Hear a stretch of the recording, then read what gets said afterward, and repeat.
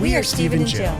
Together, we've been buying and reselling land since the 90s. Our data-centric approach leaves our buyers asking, how can you sell it so cheap? Here on the Land Academy Show, We answer that and more. I'm Stephen Jack Butala. And I'm Jill DeWit, and this is the Land Academy Show. This is episode number 2173. Jill and I today are talking about what a recession could mean for land investors and how to prepare. Mm-hmm. Here's a spoiler alert. There are 4 stages in real estate. They're in some type of constant and forever cycle. Stage 1 is recovery. What are we recovering from? Stage 4, which is a recession. So we've got recovery, expansion, we're expanding from the recovery. 3, hypersupply. Capital's easy, and there's a bunch of reasons why things get overbuilt and cheaper. And then recession. Recession is the best time to buy real estate. We are in a recession.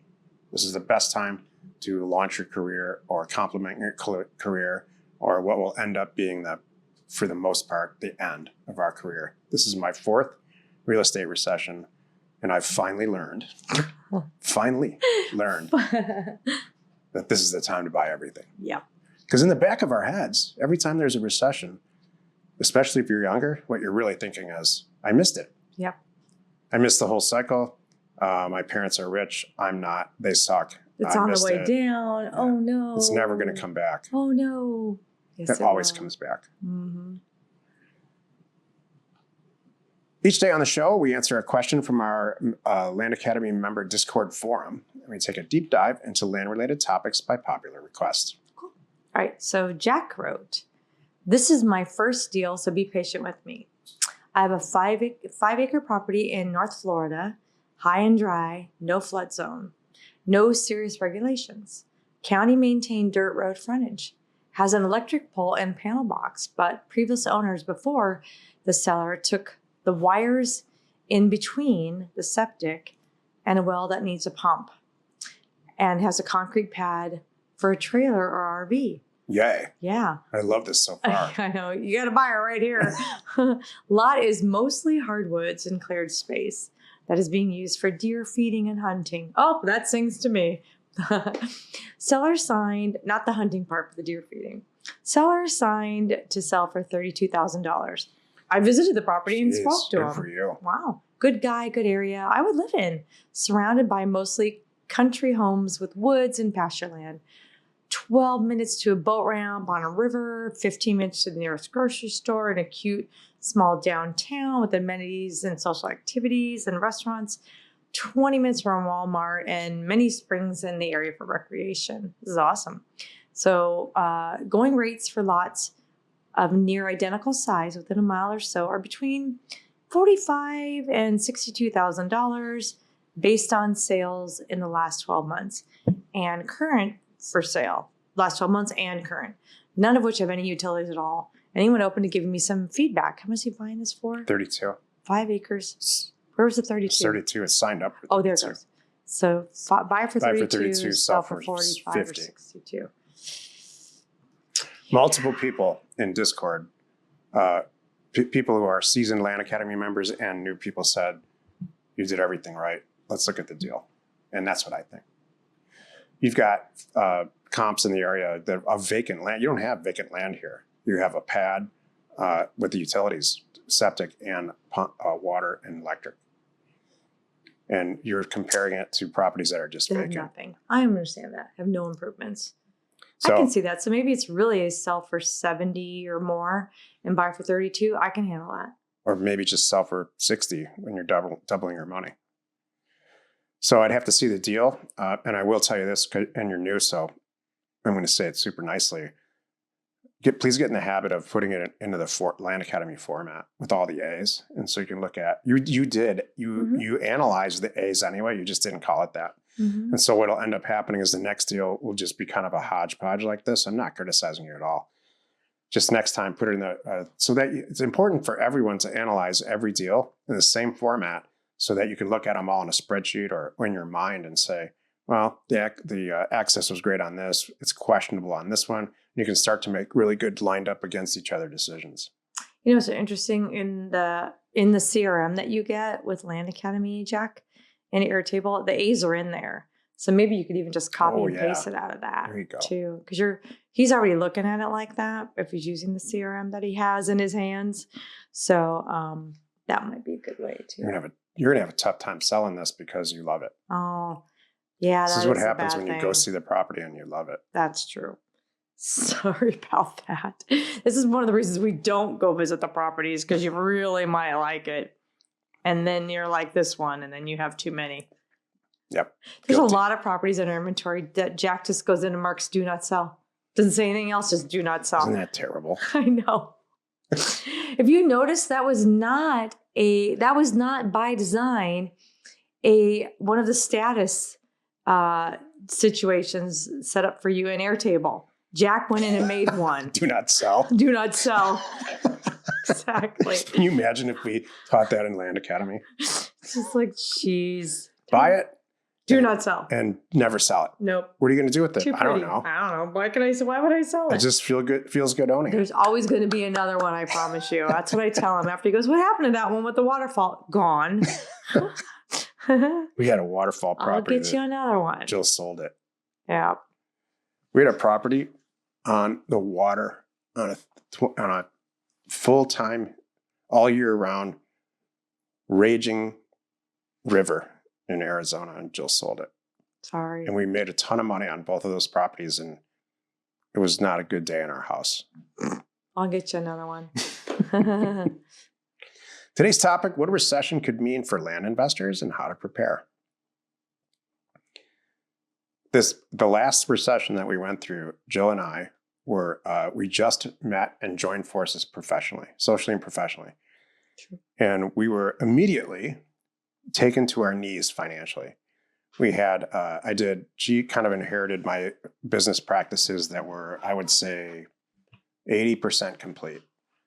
We were in the business of buying super rural, very inexpensive land all over the country and liquidating it on eBay. It was very successful, crazy successful and fast. And I woke up one day during the last recession and people stopped buying our real estate.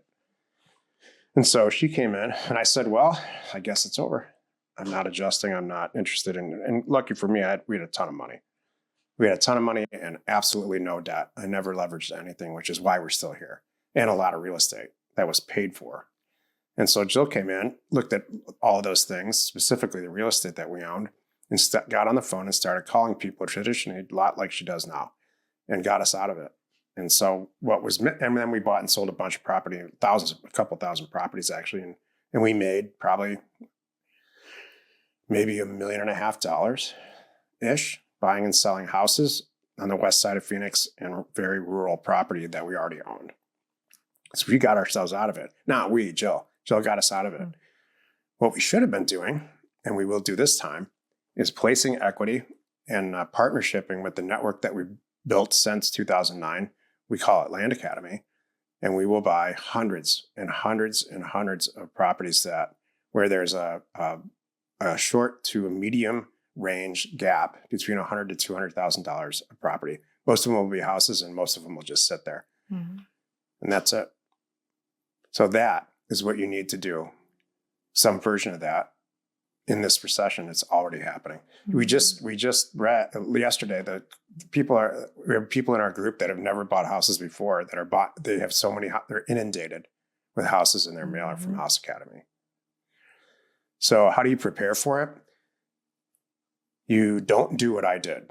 You don't believe, first of all, it's a mindset. You don't believe that it's over. Mm-hmm. Don't panic. We have 4 children. The oldest one is almost 30. They're 4 years apart. So 30, 26, for lack of a better description, and 22. The 2 youngest ones believe that it's over. They believe that people like us from Generation X and the baby boomers before us wrecked everything, wrecked their chance at wealth. And I thought that about my parents at that age. But the fact is, it's just one big cycle. Mm-hmm. It's going to come back. I was just thinking about, with this recession and one of the things that we're doing to it. So what it could mean for us and how to prepare. Like Jack said, it's not the first time we've been through this. And that's one of the great things too, I think, about Land Academy. People are like, oh, They can come here and breathe knowing that we've done this before. Not 30 years he's been doing this and 10 years of Land Academy. We got this and we can help you through it. We've done it before, kind of thing. So, and we made a lot of mistakes. And this is not the time to panic and take your money like this. What it is a time to do is collect all the money you can and make really, really smart acquisition decisions. I was on a coaching call earlier today with a real small group, and we were all kind of agreeing. Most of us were agreeing. One person was still kind of going, really? And I'm like, yeah, this is happening. Like, how often you're seeing price reduction. Now is just really the time to say, this is it. And again, these offers, I don't need to buy that one because if I wait 5 minutes, there's going to be a better one. That's what's happening right now. And we've experienced that before. And it's the time to get it cheap or don't buy it at all, and it's a really good thing. And for us personally, like Jack said, we're going to buy a lot of stuff. I'm not messing around this time. I'm going to buy all kinds of things. I cannot wait to see what's coming this summer. That's really what I think. Every day there's more and more things going on the market, and they're sitting there. We're looking at properties that had 120 days on market, 120 views, because it was way overpriced too. They're getting a view a day. And I'm like, why are we even looking at this? This is, at least not at this price. Look what's going on in this, there was a comp and we were using that. Like, we can't actually use this comp because it's obviously terrible. You need to pay attention to all that stuff. So, go ahead. Around 2000, think of a regular house. Mm-hmm. Around 2019, and think of the trail or the graph of its value. Around 2019, this is 18 or 19, is now a pricing baseline in my mind. COVID happened in 2020. I thought it was, here we go. Everything's going to get really deflated price-wise. So we were all ready then to buy a bunch of property. That's not what happened. The opposite happened. Everybody moved out of the cities, moved into rural areas. True. And the prices, for the most part, across the board for everything, some people moved into the cities, went up, dramatically up. Turns out it was a bubble.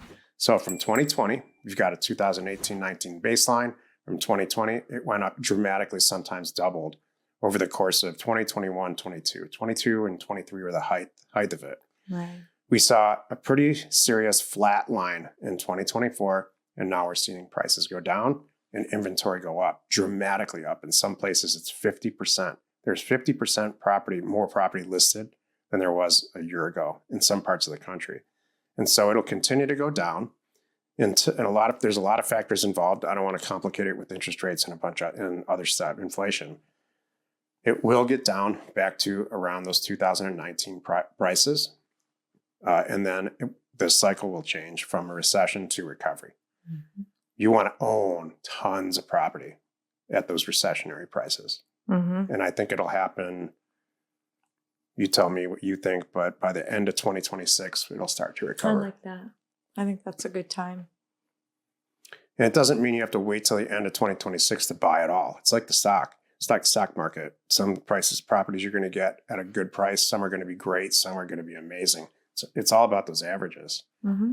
There just needs to be a big spread. You need to buy it below 2019 values in general.